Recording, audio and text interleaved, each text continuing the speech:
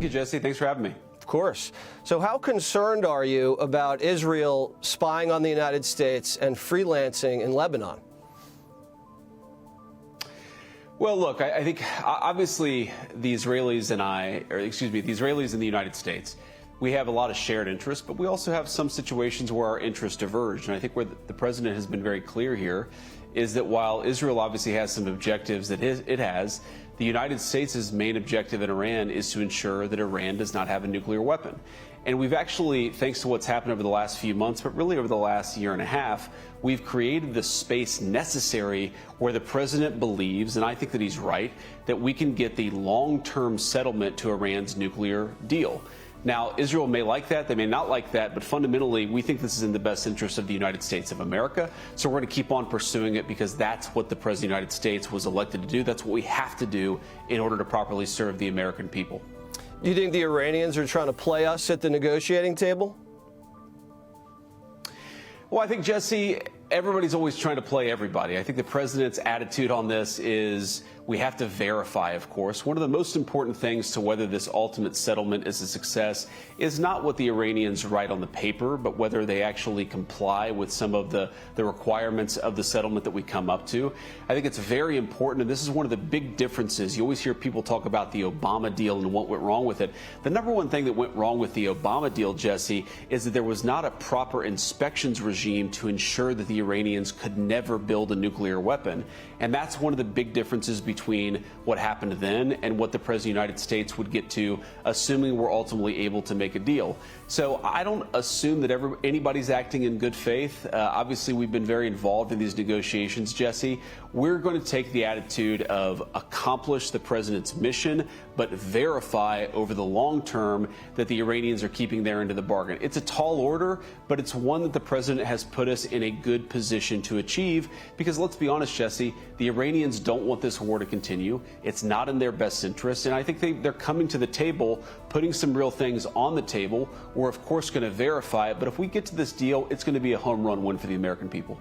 I hope so. Let's go to California. Not sure how closely you've been following this. They are still counting the votes. Do you trust this election?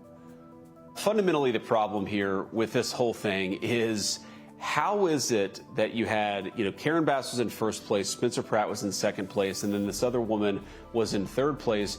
You would expect these mail-in ballots to kind of meet that same basic pattern where, number one would get the most votes, number two would get the second most votes, and so on. But somehow we find ourselves in a situation where, number one, they're still receiving ballots, not just counting ballots, Jesse, they're still receiving ballots. And number two, the way that they're coming in just so happens to work out such that the Republican is getting kicked out of the final two, so it's a Democrat versus Democrat runoff. That seems pretty shady to me, especially when you add on top of the fact that in California, you are prohibited from asking for somebody's identification before they vote. We just found out through the U.S. attorney there that you can register to vote with a gym membership card. How ridiculous is that?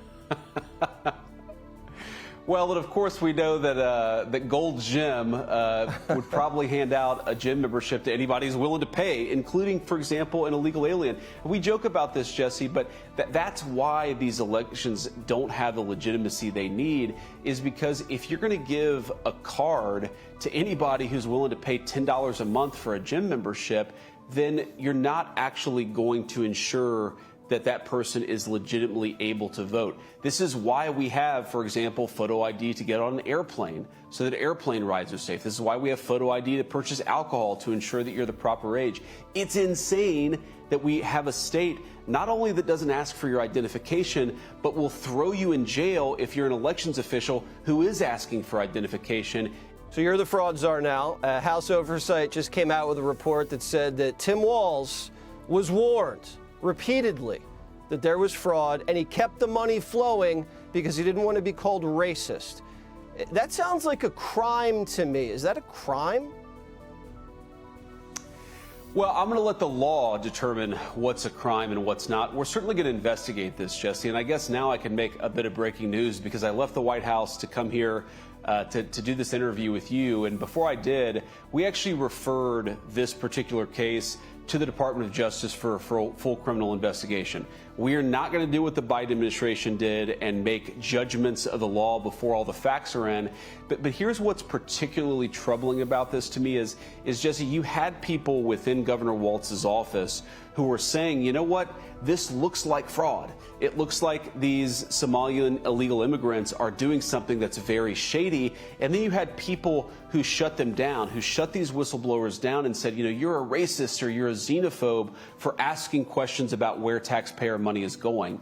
What that means to me, Jesse, is that clearly people weren't taking fraud seriously. Whether it rises to the level of a criminal violation, we're going to investigate it. And of course, if it does rise to that level, we're going to prosecute it. We have to. Yeah, it's so offensive because some of these guys are riding around in Bentleys and Maseratis, and the American taxpayer, you got to take it from me, they are livid about this kind of stuff. The midterm elections, right around the corner.